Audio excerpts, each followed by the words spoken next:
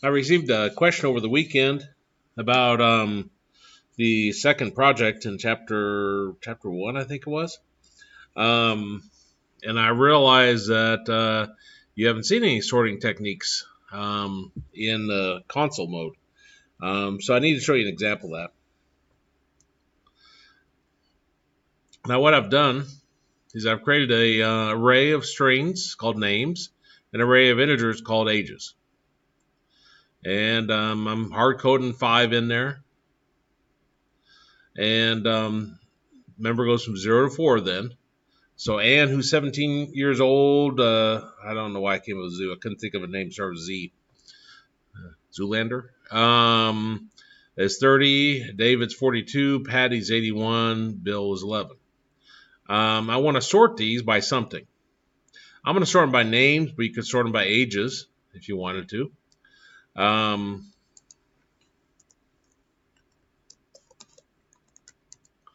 This is using the bubble sort.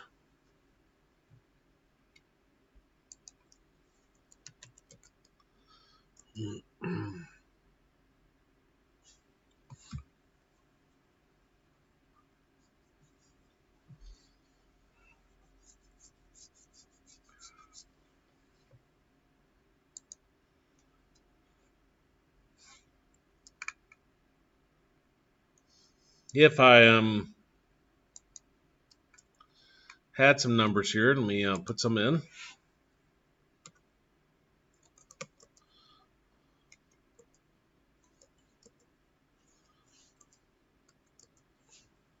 And I want to sort these.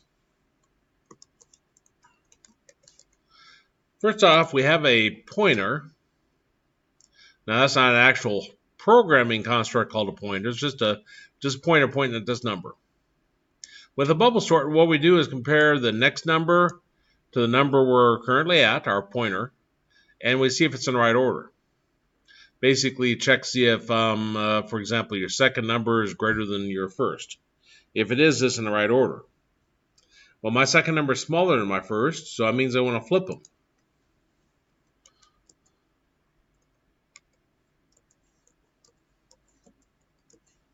So you swap those two. Then we move our pointer down to the next number. And I want to compare those two. And they're not in the right order, so I need to swap them.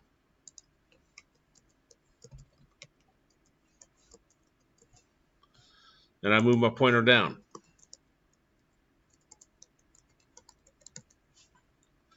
Then I'm comparing these two. They're not in the right order, so I need to swap them.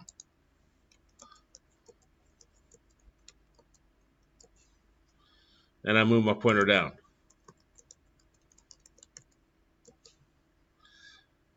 Then we compare this number to the next number, and they're not in the right order, and so I need to swap them. So 2, 8, 7, 1, 12. Now we don't move our pointer down anymore at that point, because if you moved your pointer down to here, it'd be comparing against the next number. There's no next number. So what we do is we start over. You throw your pointer back up here.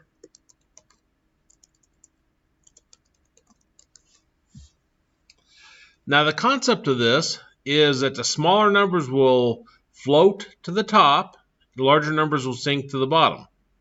This is in weights. And that's why they call it the bubble sort. Bubbles go to the top. They're lighter, they go to the top, and so forth. So that's what we're going to be implementing.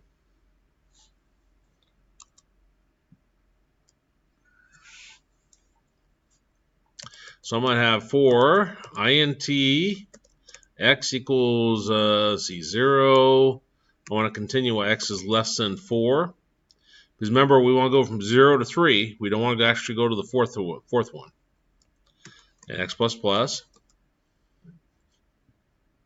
And I'm going to have another one for int y equals 0, y is less than 4, y plus plus. What that does, by going through it twice, it makes sure that we have enough passes to bring this 1 up to the top. Because remember how we had to start over here through our pointer at the top? Now there's a lot of There's a lot of different items you can do here to make this more efficient. But I'm gonna sort by name. So I'm gonna check. I'll sort it by with the names. They're alphabetical. So when you're doing a comparison, greater than, less than, then that holds the same as numbers. So A is smaller than Z, for example. 1 is smaller than 5. So I'm gonna say if names y plus 1, I'm looking at the next number, is less than names of y. So I'm looking at the next one, comparing it to the one I'm on. Then I want to swap them. What doesn't look like that?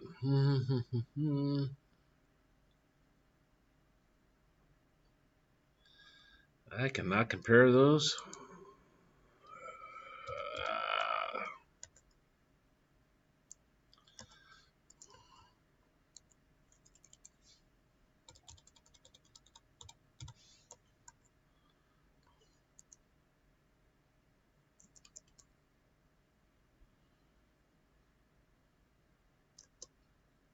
That's interesting. I thought the lesson worked on those.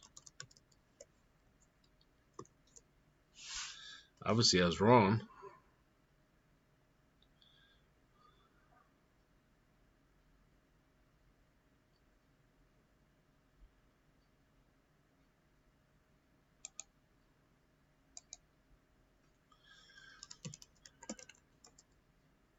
C#, string comparison operators.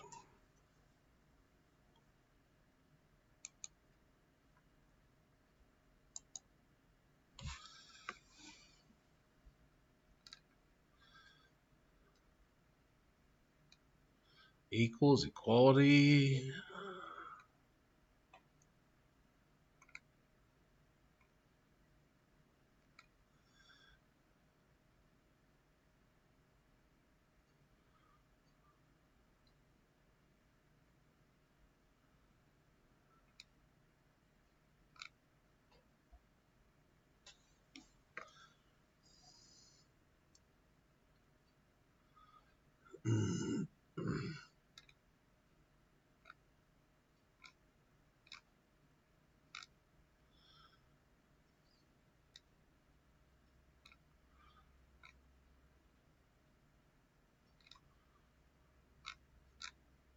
Too many examples.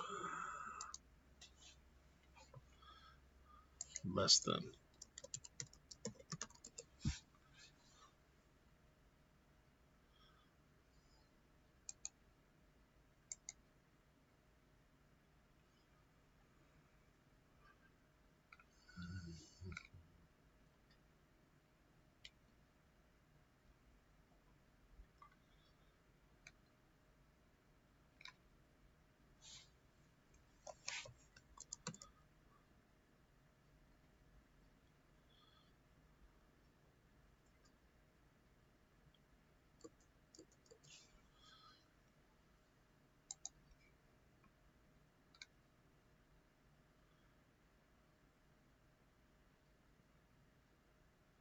Oh, here it is.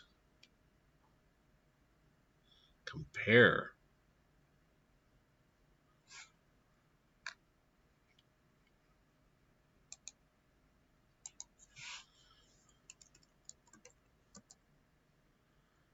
So C#, compare.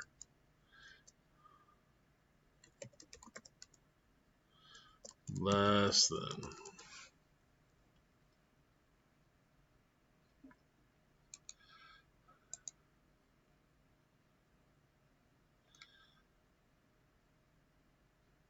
It just seems so backwards not being able to use less than and greater than.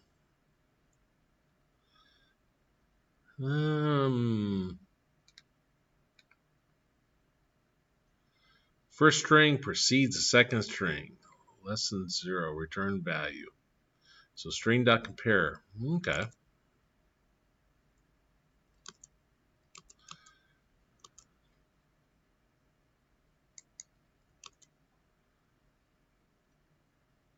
String.compare. String.compare.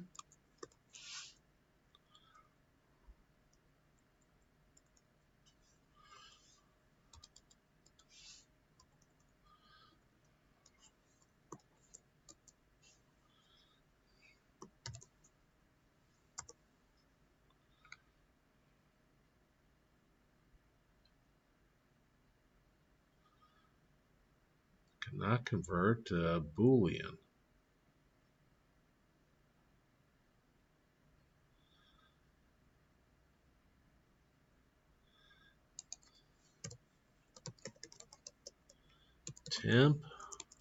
Temp1, temp2, and just temp. Now let's see what I'm doing wrong. Temp1 is equal to names y plus 1.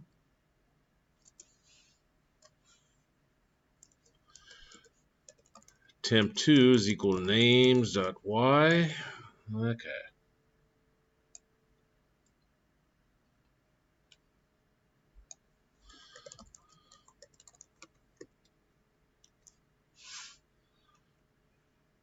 Oh, greater than 0.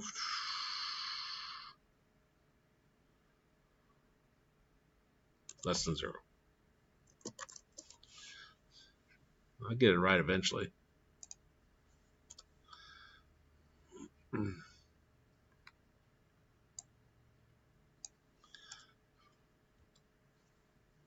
Okay, so that means I need to swap them.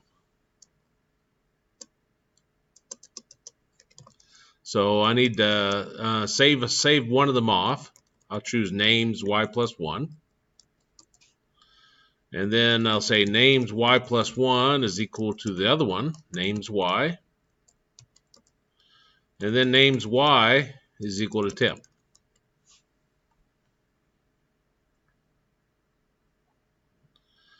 Now, after I've done that, I want to print off the array.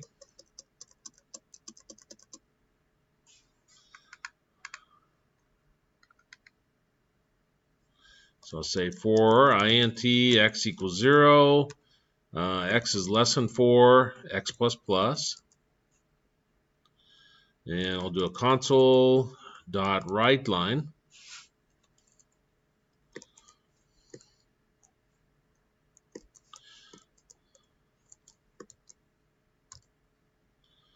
And then I'll be passing in names.x. Okay, let's see if I'm even close.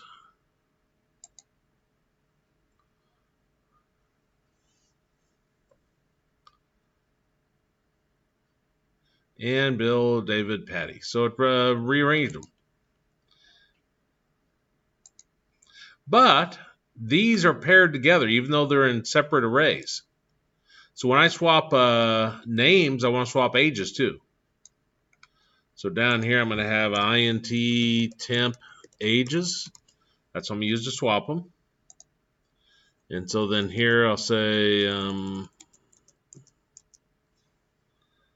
here, I'll say when I get ready to swap them, temp ages is equal to ages y plus 1. Ages y plus 1 is equal to temp ages. Nope. Line the ages y.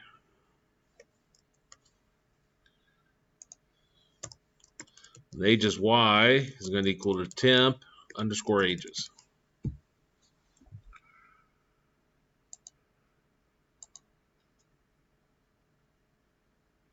This helps to actually print them.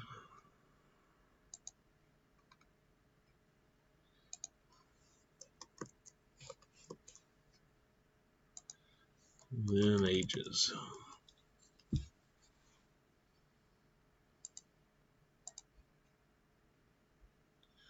$17, I guess.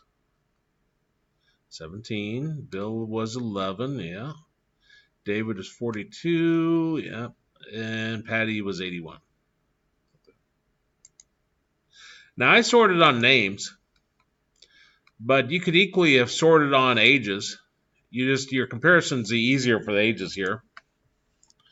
What it would look like, since it's not a string, it'd actually let you do if names y plus 1 is less than names, then that's where you'd swap them. Let me show you. I comment that out and I get rid of this. And then if I run that, cannot be applied to, helps actually put ages in there.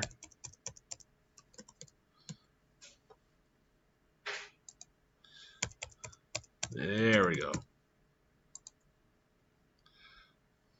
Now if I run that, 11, 17, 30, 42. See how it sorted by ages? So this bit of code I just showed you, even if you don't understand it fully, that's how you can use it to sort them if you have them in separate arrays like this. Questions I had? Did you have trouble with that, Kyle, on the second project? I was trying to have it so that you could type in the names and the ages of the person, but I think I found a way around that. I can't remember. Okay. Yeah, that one was since I didn't show you the bubble sort, and I looked. There is a sort feature in the array. Like if I do array.sort, you can pass in an array, and it'll sort it, which is just fine. But if you put them in separate one-dimensional arrays, that doesn't work well at all. It works horribly. It could be that the instructions they gave you to use a multi-dimensional array is probably the easiest route to go on that. But that's how you do that.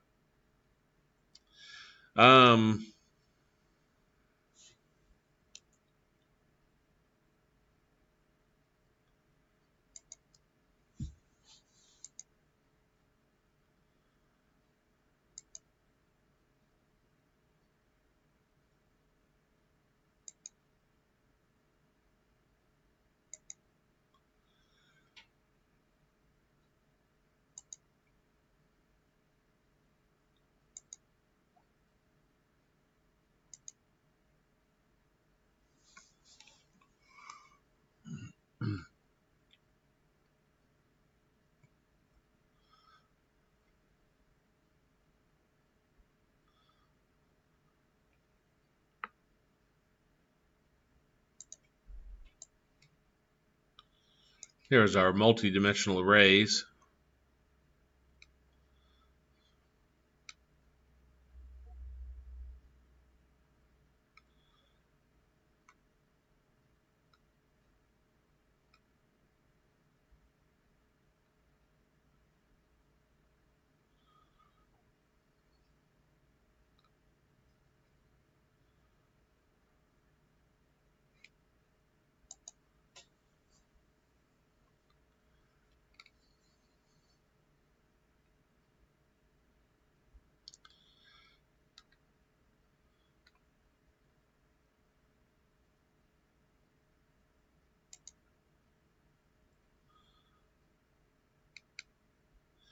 And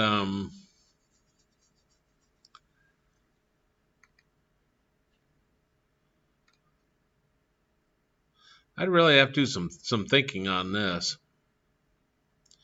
I'd almost think you'd have to use a jagged array.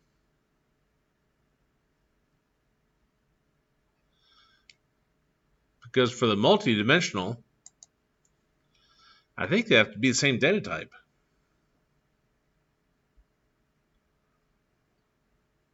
Like here, let me get down to them. Now here, these are all integers. No same data type.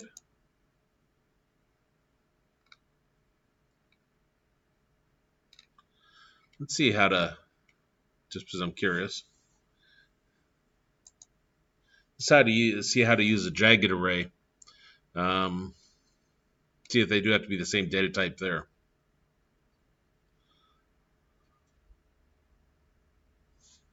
Okay, so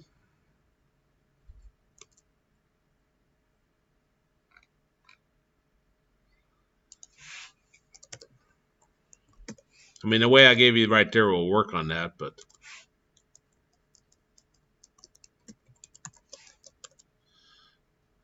new int for okay, so then each one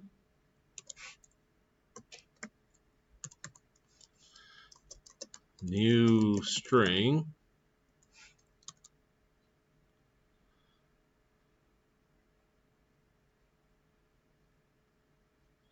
tells row 0 has 2 columns. Okay. I didn't like that.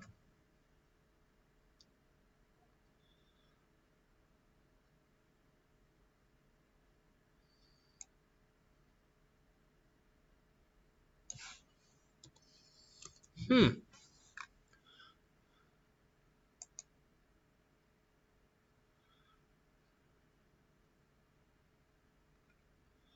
I don't think it gave you enough of the book to actually do with a multi-dimensional array.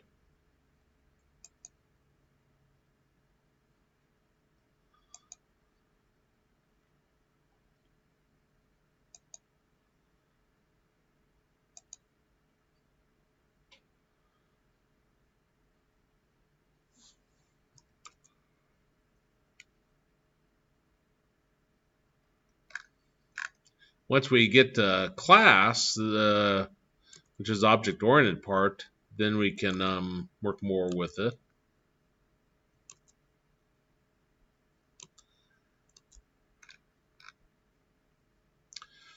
It might be confusing this with C, but I think there's a structure too.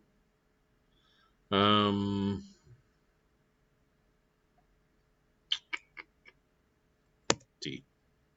No. I'll call it UT.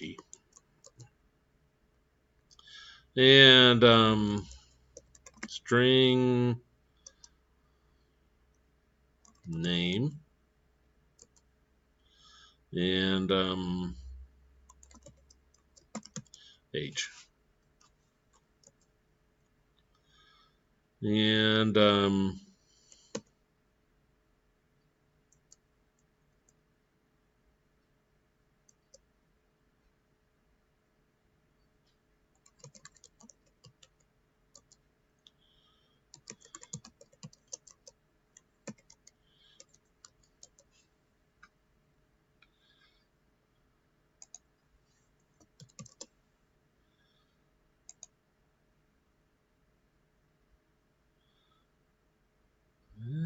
messing something up there.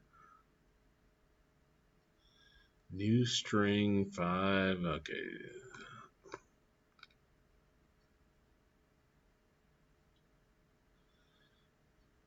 Must begin with uppercase letter. What's wrong with this? Make file read only. Show potential fixes. Add read only modifier. Accessibility modifiers. Private. Private. Sounding like something.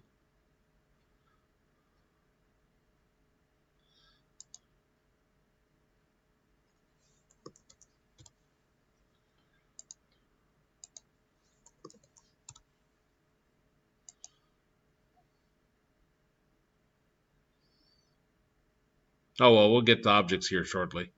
So obviously I'm not gonna.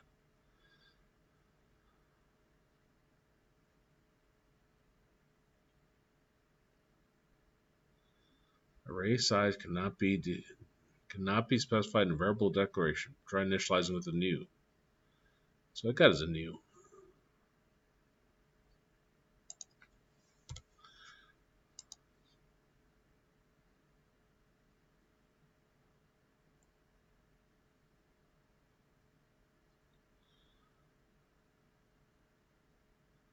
Program does. Oh well. Don't worry about that.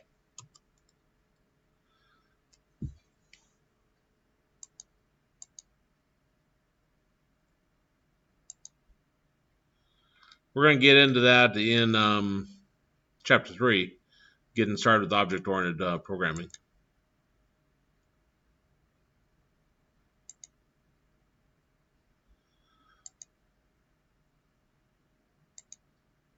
Then we were on static type.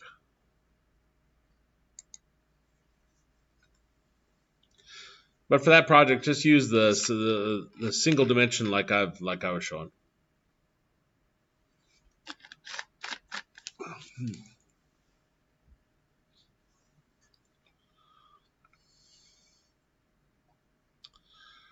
Okay. See, we talked about static type. See, this is where we start getting into classes. We can define a method inside, and that's going to be related to that class. And then to run it, you do the name, dot, and then the method. I wonder if that would let me. Probably can't do it down right here in the middle, but we'll try.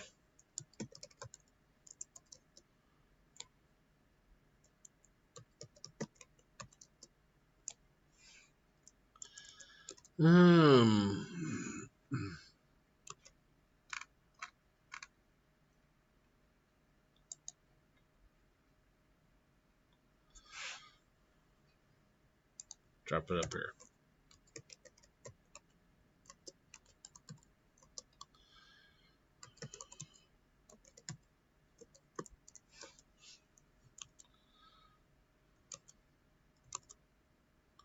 Static class helper, make that S.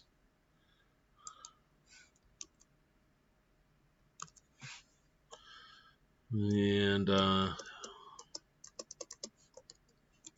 static string name. Might have to make them private. Let's see, H. And our constructor that creates an instance of it looks like this: public static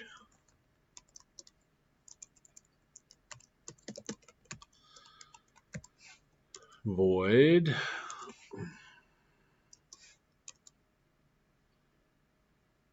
No, that isn't our constructor. Here's our constructor. Constructor always has to have the same name.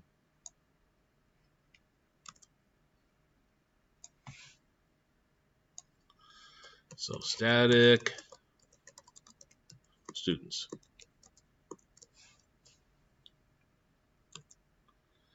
And I'll pass in parameters. String S and INTA for age. Name equals S. Age equals A.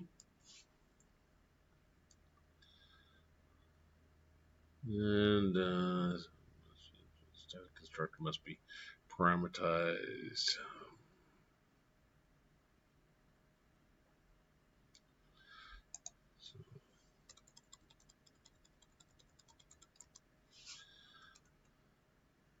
Well, that's I'm going to do it a lot easier than that. Okay, so I got that. It's called students. Let's see if I can do an array of it.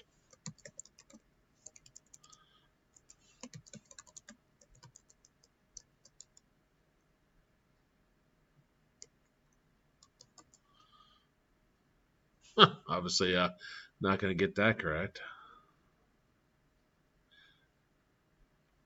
Cannot be of static type.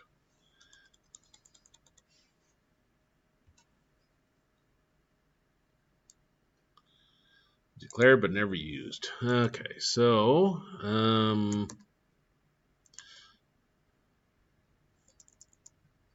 SN equals new students for, let's see if that, SN dot, and this is how to play with this a little bit.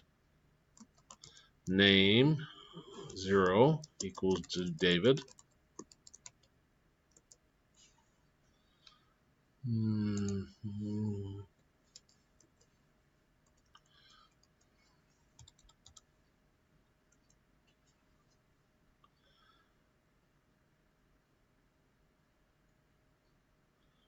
Do this protection level.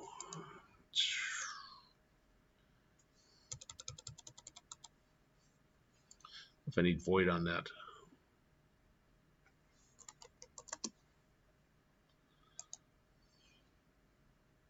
Yep.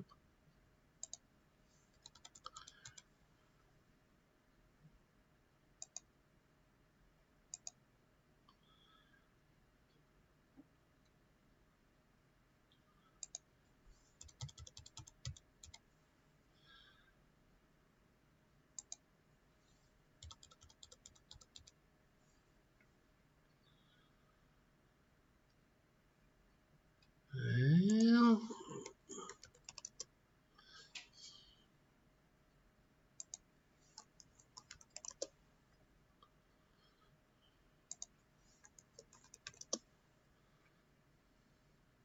not sure if I fully understand. Well, it's because it's not within main. Never mind. It's within class.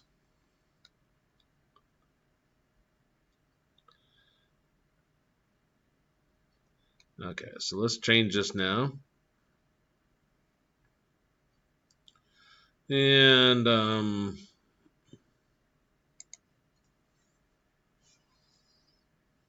well, I won't do all of it, but SN0 dot ages equals to 42. SN1 dot name is equal to Ann.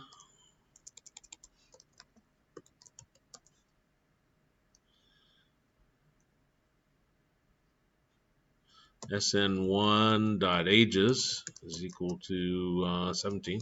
Doesn't like something about ages.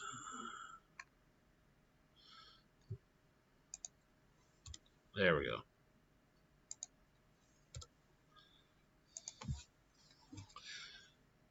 It's still not quite what they were implying with instructions. I'll have to look at that closer. I don't know how you can do that with multidimensional with different or different data types. I'm probably just drawing a blank because this is still a single dimensional array. You could have the number tacked on to the end of the string. You could. I was thinking about that when I earlier, and then you could parse it apart based upon that.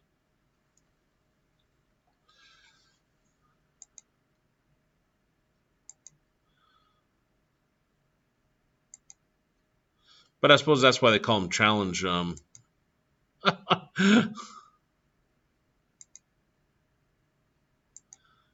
That is a challenging one.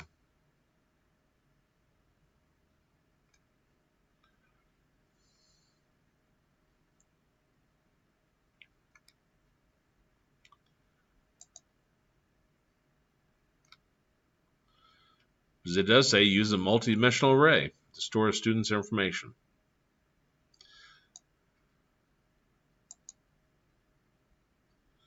It could be I'm just not using the right syntax on it. Could you have like students be an array and then have one of the things inside that array be an array as well? For instance, I tried doing that, but it didn't allow me to do different data types.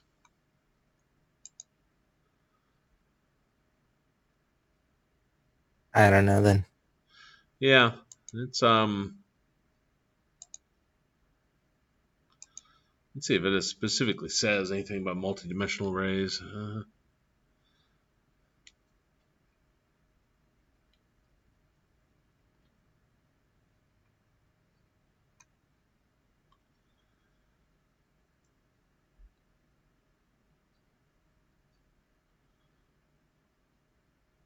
Just appears to have one data type from what I'm seeing.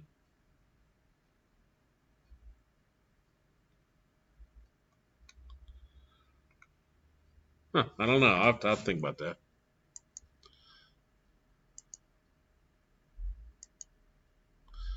But you definitely do with the single dimensional arrays like I showed with the bubble sort.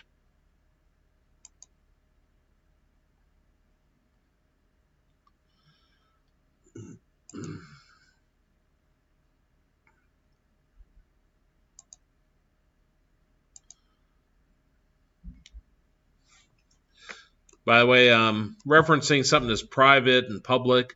Public means you can access it from anywhere. So that's when it was giving me that protection, like you can't access it. I just started putting public on everything. That isn't necessarily good, because then you can access it outside of it. The question would be is if I could take this bit of code here and put it inside my main, and then it shouldn't have to necessarily be public. I don't know if it'll allow me or not. We'll see.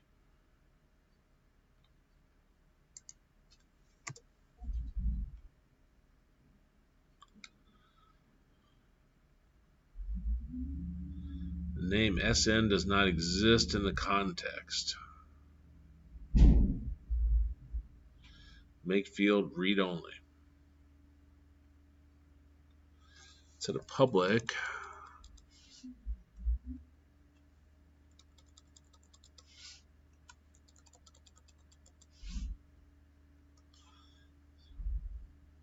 No, still read only.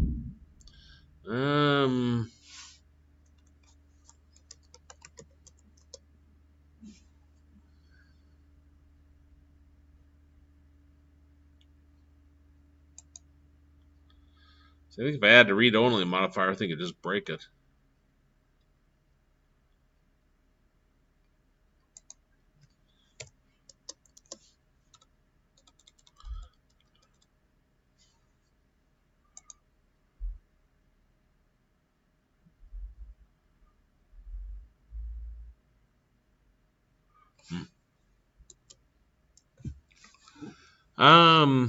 Let's see. Anyway, the constructor has the same name as the class. Helper, then helper, like we indicated. And unlike normal class, static class doesn't contain a public instance constructor. Contains a private to initialize. It's called automatically when the first instance is created or any static members are referenced.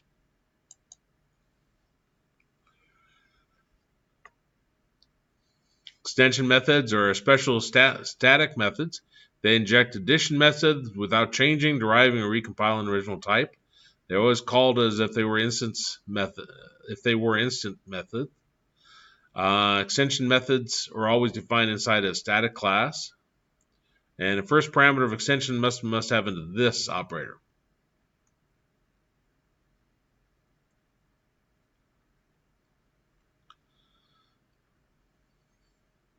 So we got this down here. Oh, there it is. That's what they're referring to as this.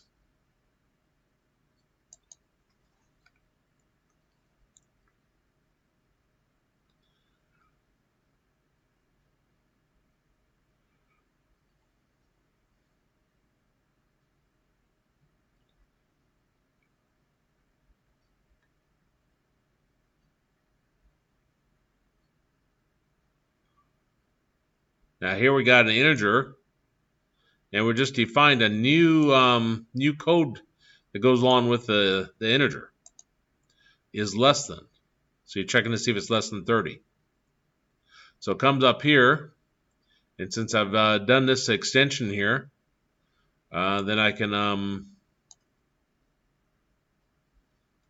do that code right there.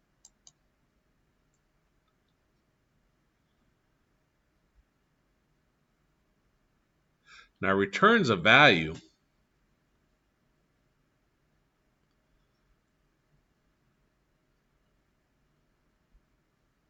I wonder if you could use that to bring in an array and sort it.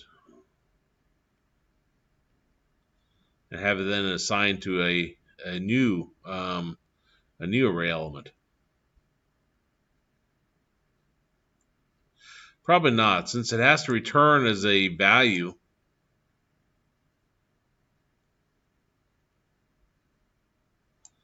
I don't think that method would work. that make sense what that bit of code does there?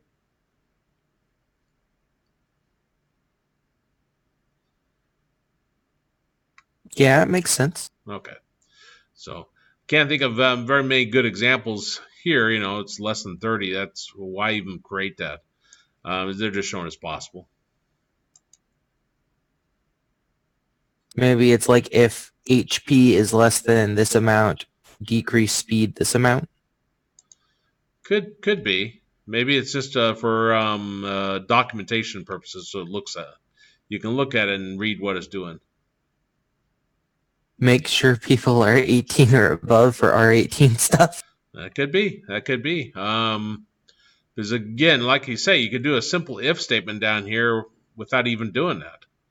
So why make it complicated like that? One reason would be, like you say, documentation purposes, or if it would allow you, and I just can't think of the syntax now, if it would allow you to pass in an array up here, and then sort the array and return the array.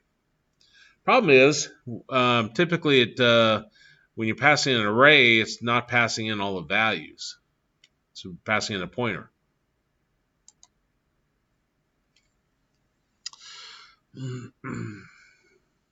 It's talking about is less than method is not defined by a .NET framework for integers. This functionality is added by using the extension method. Though I thought what's interesting about the example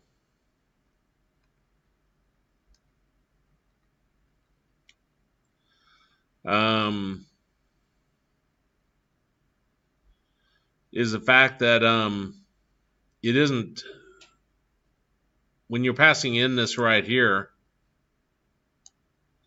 the integer and the compare value and so forth, public static boolean, this isn't our actual symbol for less than, is it? So I thought it was interesting. There is a way to redefine the operators in C#, but I don't remember what it is. Such that you can program the less than for your particular type.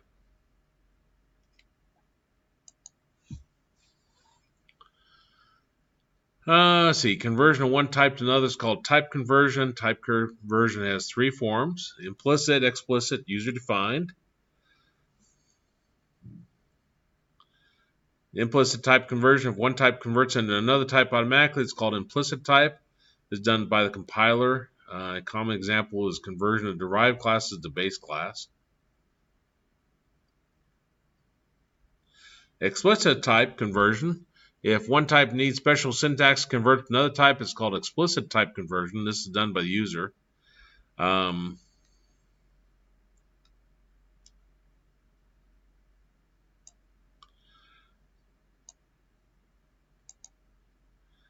here we got our class B. It's little b, quit popping up, equals A as B. So that's explicitly converting it. I don't think you can use the as operator on. Let me check.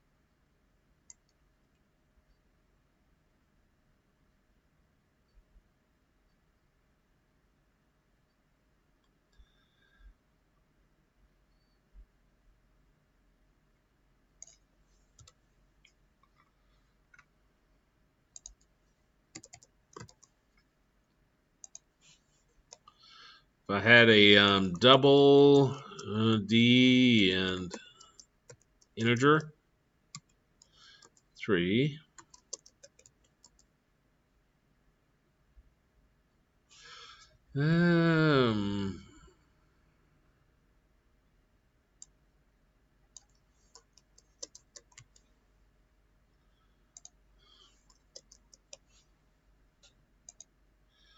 okay, so I'm trying to convert it from a double to an integer, and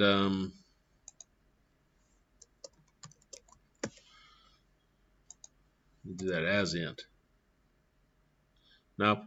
I was just curious if it worked on our base ones.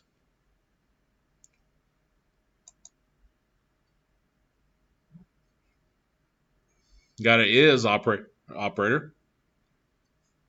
It's a maybe.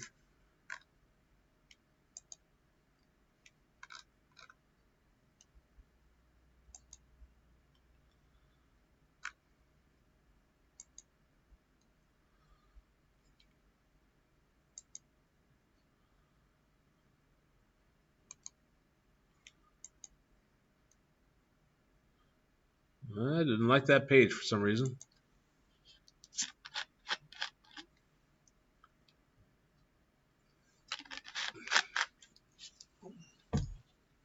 That's bizarre. Came up originally.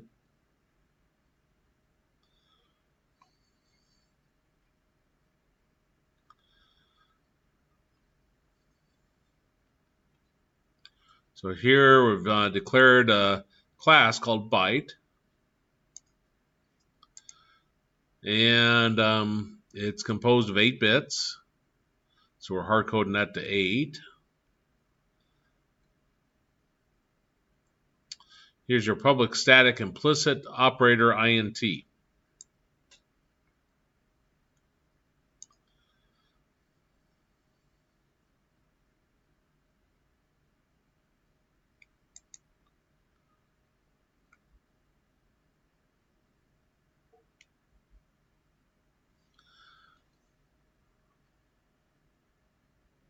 So byte B here is equal to new byte.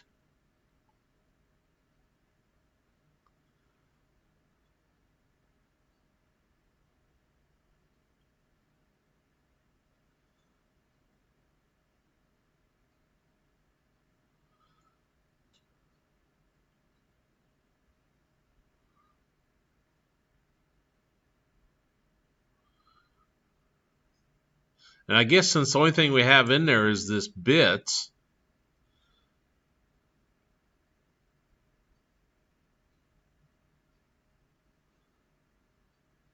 that's doing a conversion.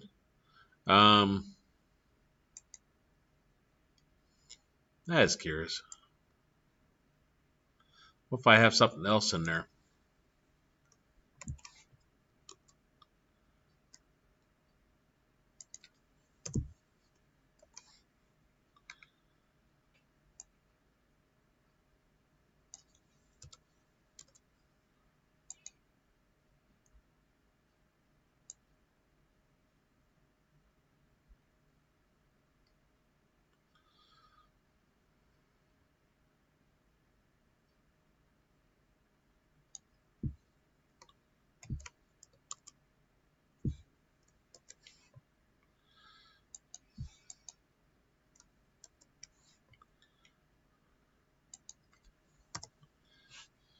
Okay, let me make sure I copied it all correctly.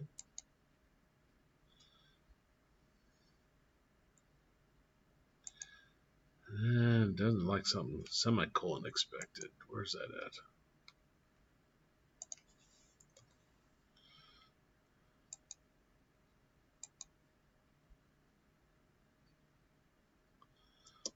Okay.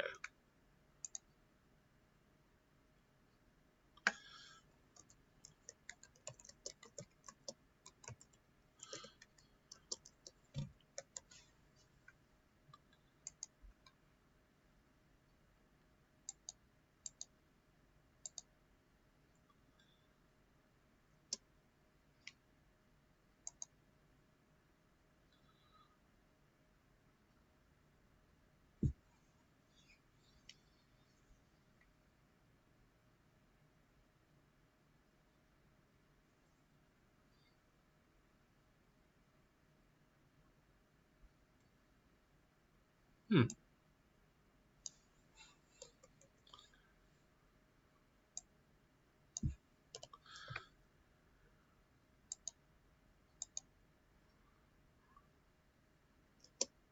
It's grabbing the first one.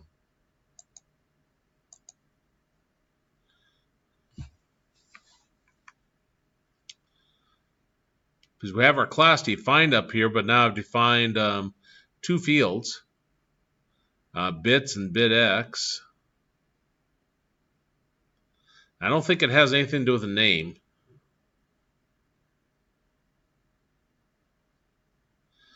No, I do return. Okay, never mind. If I just read.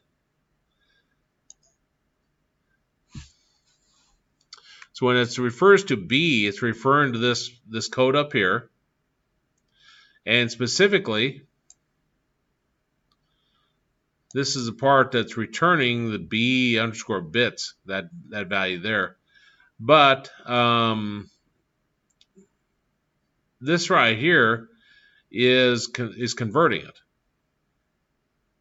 because this is part of a class structure, and this is just a single integer. So that's just separating them. Now you should be able to accomplish the same thing though.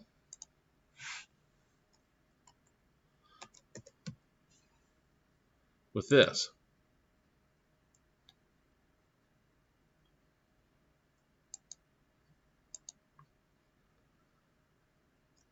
So I'm not quite sure what the benefits of that conversion is. It isn't really obvious with their example.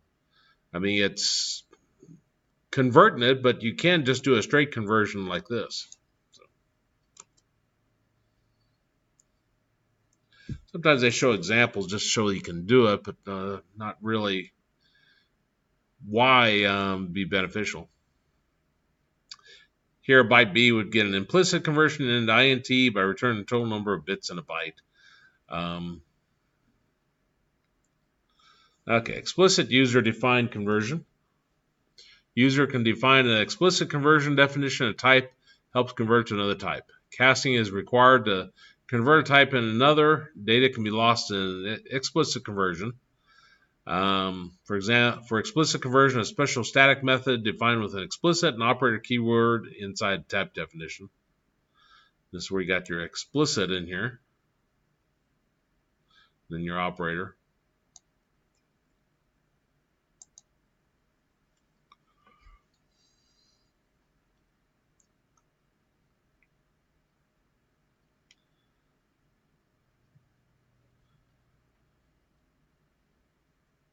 It looks like here, this is where we've been seeing this in the past already, where you put that in front of it.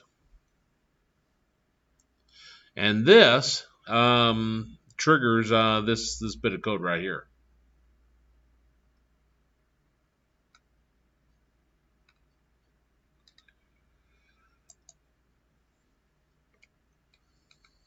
Let's see if these are worthwhile. Guess there's only one.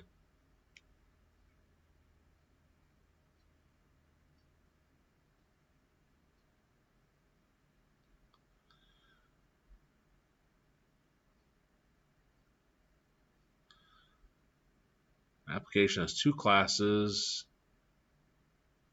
Stores temperature in Celsius. You have to define conversion methods in both classes implicitly and vice versa. On this one, just declare have two classes, and don't worry about implicitly, explicitly. Just create two methods to do the conversion.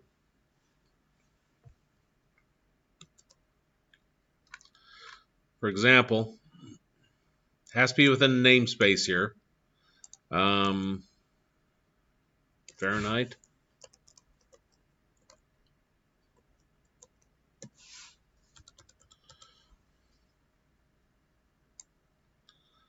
Public double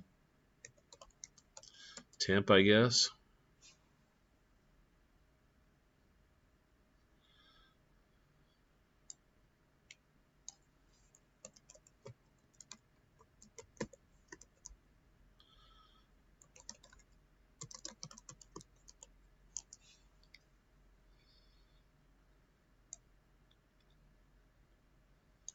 Temp.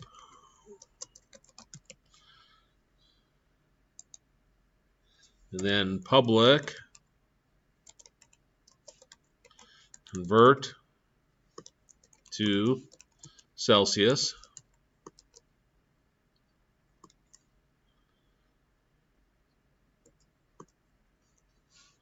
And I want to return something, so I'm going to return a double.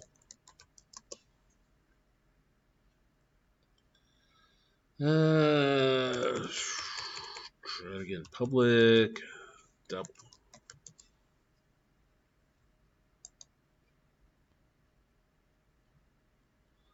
Oh, I'll close return. And then I'll say return and temp, I don't know, times 1.5. Whatever the conversion is for Fahrenheit to Celsius. And then down here in your program, you create a new instance of this.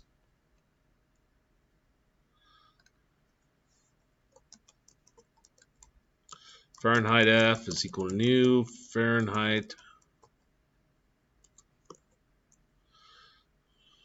30. And then console.writeLine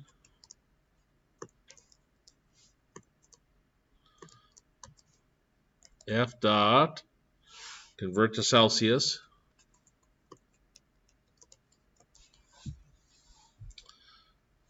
I haven't had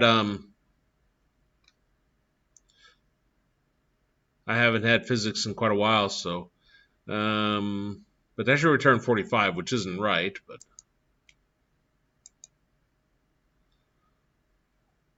45. So again, you can create your own class up here.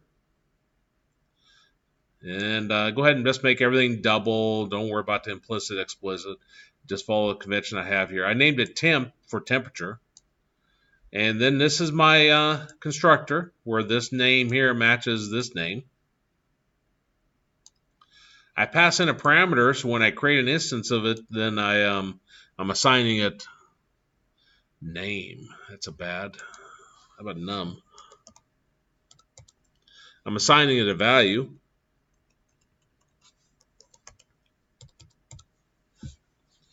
And then I got a method that I call that's going to return a double, so I want it to return a value, called convert to Celsius. I don't have to pass anything in because it should already have access to the existing fields that are defined here.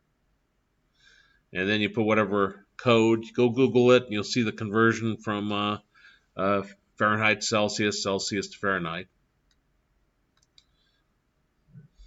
I create a new instance of Fahrenheit, set equal to 30, and then as call convert to Celsius, and that's going to plug it into the curly brace 0.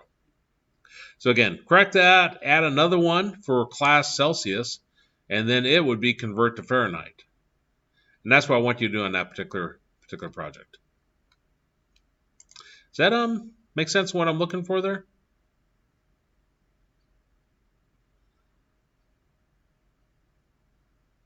Yeah. Okay. I think with those modifications, it shouldn't be too challenging. Hopefully. Let's go on to chapter 3.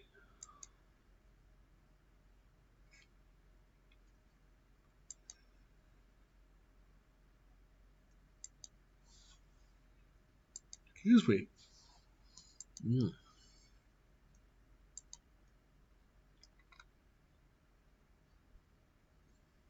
I think object-oriented, even though we've gotten into a little bit here, it's kind of the fun stuff.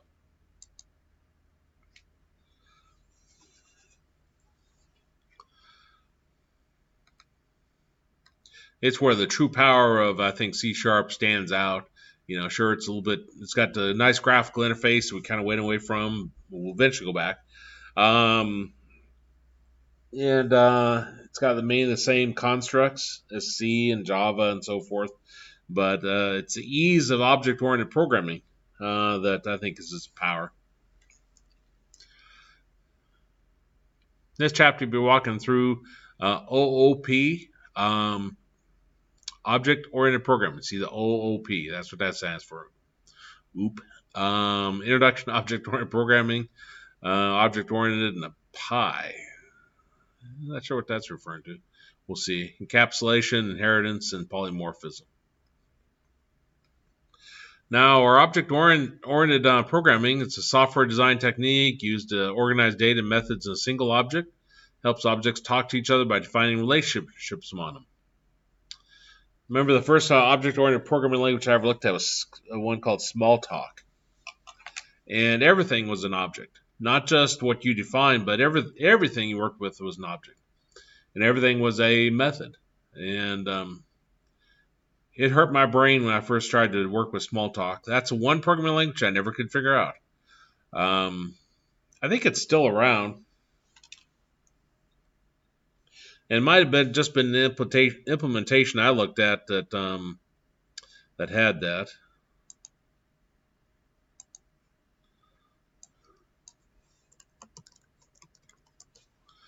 And I can't remember which one I had bought.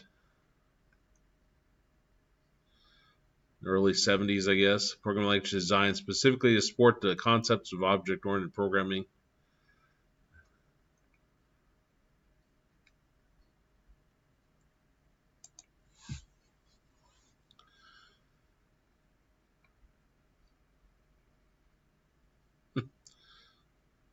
Smalltalk took second place for the most loved program. I hated it. 2017, but that was when I first saw it. And it's hard to wrap your mind around objects at first.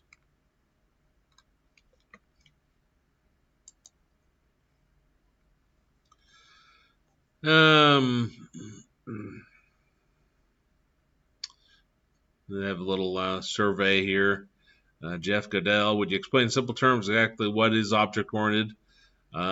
Steve Jobs, objects are like people. They're living, breathing things that have knowledge inside them about how to do things and have memory inside them so they can remember things. And rather than interacting with them at a very low level, you interact with them at a very high level of abstraction like we're doing right here. Here, example, if I'm your laundry object, you can give me your dirty clothes and give me a message that says, can you get my clothes laundered, please? I happen to know where the best laundry is. I speak English. And I have dollars in my pocket, so I go out and hail a taxi cab and tell the driver to take me to this place in San Francisco. I go get your clothes laundered, jump back in the cab. I get back here. I give you your clean clothes and say, here are your clean clothes.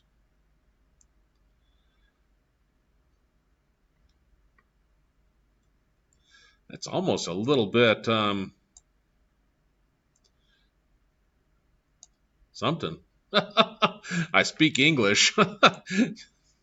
Does that imply that laundromats in San Francisco where they don't speak English aren't as good?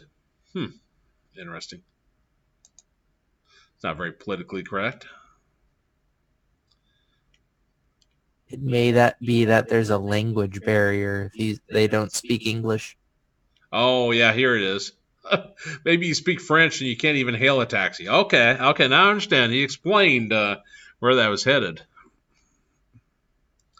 The whole idea, the basics of this is you define an object. Actually, maybe I just do it with programming. That might be easier in Notepad. I define an object here, like Fahrenheit. Well, maybe instead of that, I'll declare a human. We think of all the things that might go along with a human, like a human has an age.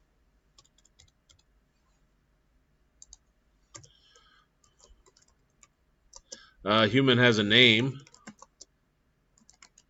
Say first name, last name. Except for not everybody has a first name and last name. So maybe it's better if I just said a name. I'll go with those two. The thing about objects is when you start thinking about all the different exceptions, then all of a sudden you find you can't even define what the object looks like. So maybe I'll go with the original idea.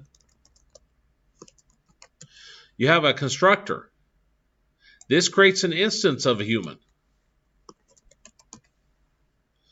And sometimes you can pass in parameters, or you could have them default to something. Like here, I could pass in age. Double A, I'll pass in first name. I'll pass in last name.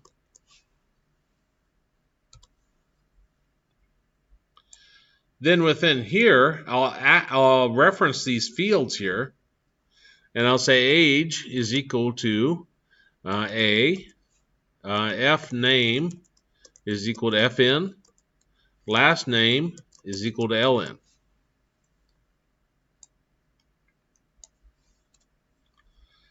So we got a constructor. This is the very basics of it. You define some fields. You got a constructor. You can have parameters or not. Then down here, I'm creating a human. I'm creating an instance of it.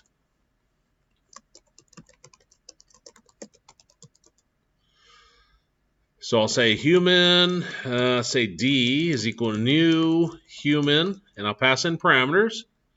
And 53. And then I couldn't remember my age. That's bad. So I just create a new instance of that. I could have another human, my brother. I think he's about 56 or 57 today. It's his birthday.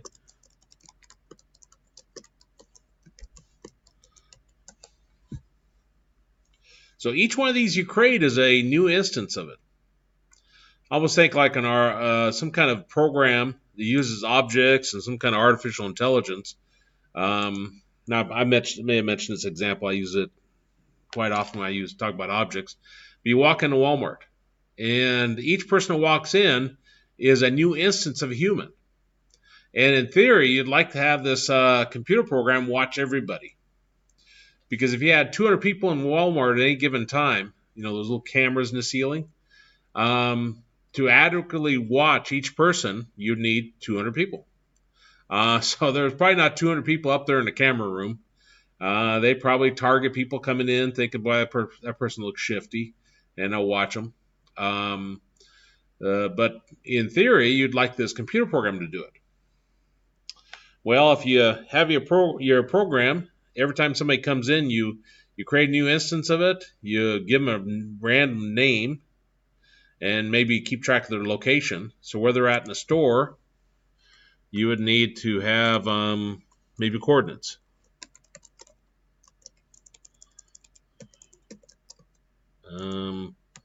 Let's say X, then Y. And initially they walk in the front door, so I don't need to pass in parameters. They're at the front door, so they're at X equals, I'm making these up, 50, and Y is equal to 20. That's the location of the front door, let's say. Then as you move around, it'll automatically update your X and Y position. So down here, if you got them defined right, then you should say d.x is equal to d.x, or event. Maybe I'm walking south or something. I don't know. So you add 1 to d.x. But that would keep track of it. So those computers would automatically watch everybody. And then if you take something and your action indicates some kind of issue, then maybe be flagged. You can have a method up here.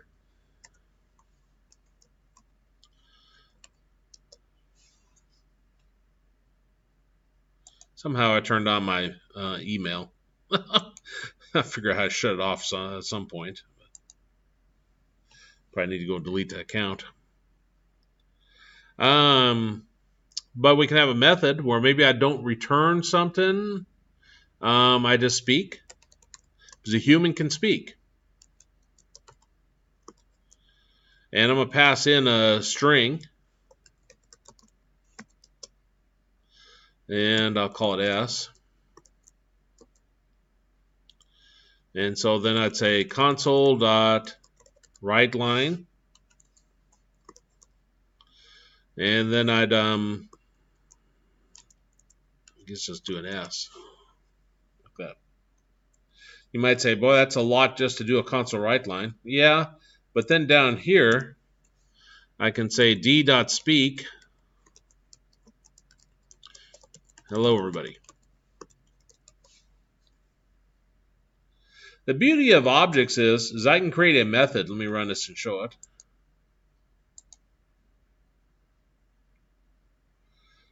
Hello, everybody. I can create a method that's quite complex, and I only have to declare it once in my lifetime. All of a sudden then we got a human defined properly, and I can just use that library, bring that in, and I never have to define all this again. So if I want the human to speak, I just say d.speak, or maybe you'd even use this as user-friendly, Dave.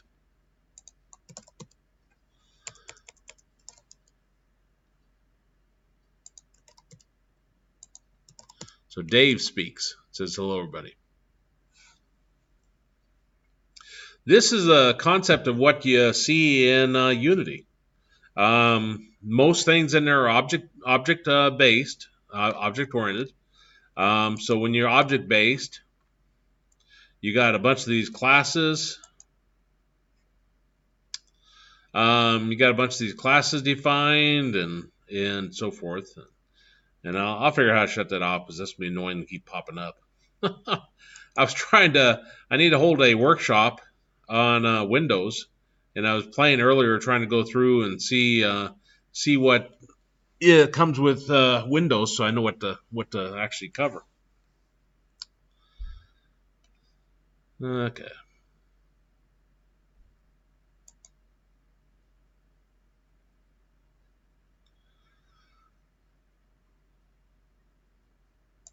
There we go.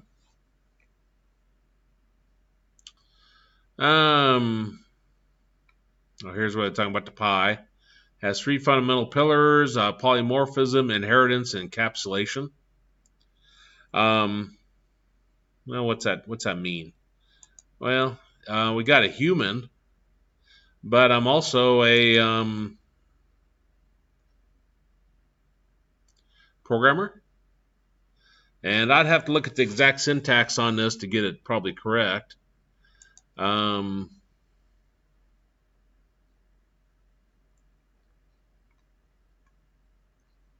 Okay, so I got my class human down here. Class programmer.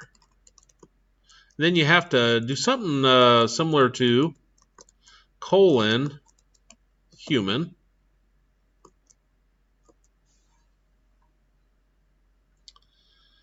Well, where do I put that at? Unless it's in the constructor. It doesn't like the fact that I don't have the parameters there. What this does then is a programmer is a human. So it will inherit different items from here.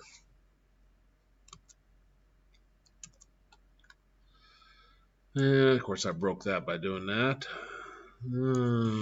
Age is 0. First name is empty string. Last name is empty string.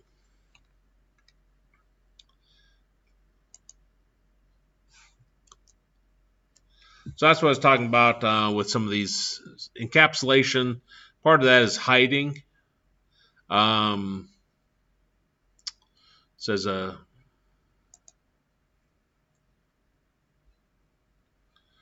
that's going to be annoying if I bring up this. And let me delete it. Manage accounts.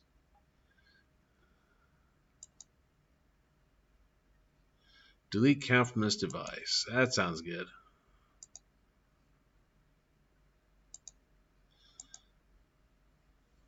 I don't like when windows keep popping up when I'm trying to program.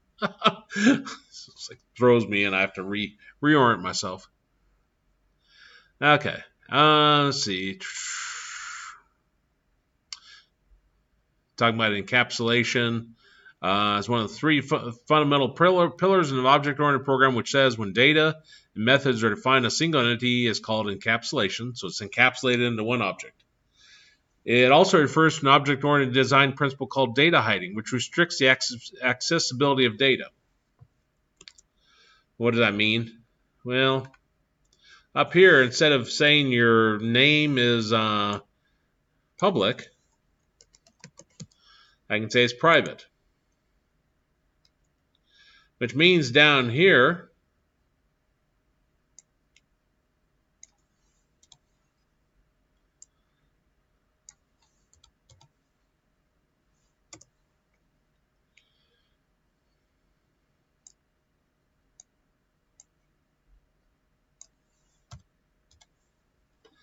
you got that right there.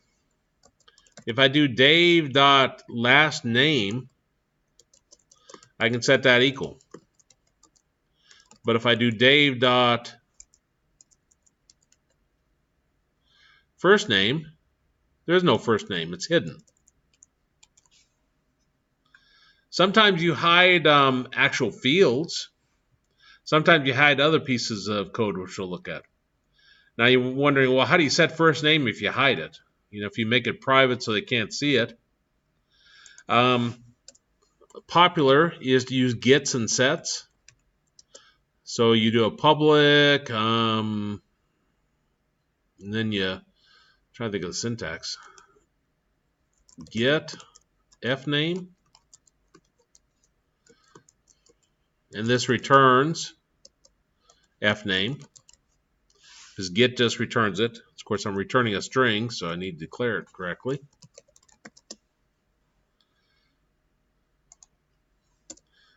And I probably don't got the naming correct on that. They like it to be named a certain way. Not that it matters.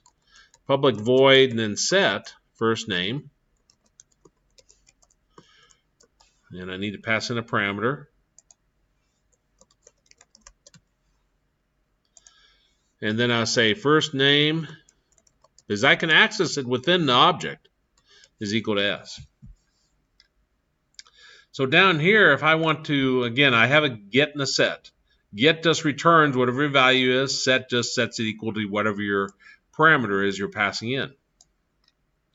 So then to set it, I come down here, Dave.set first name, and I'll pass in David. And then if I do a console.writeLine, and I'll say Dave.get, or get first name. That.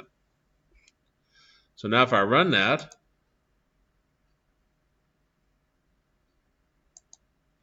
if I go to the right menu, it returns David. No longer can I access it directly. This is kind of like remote.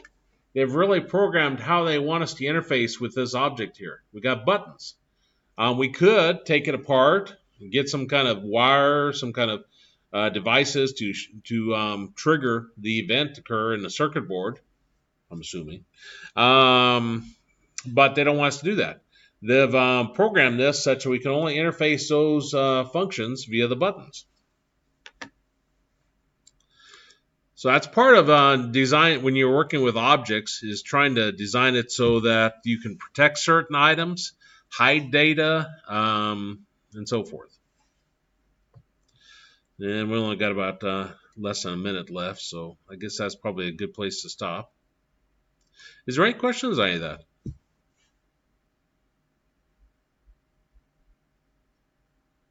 No. Okay.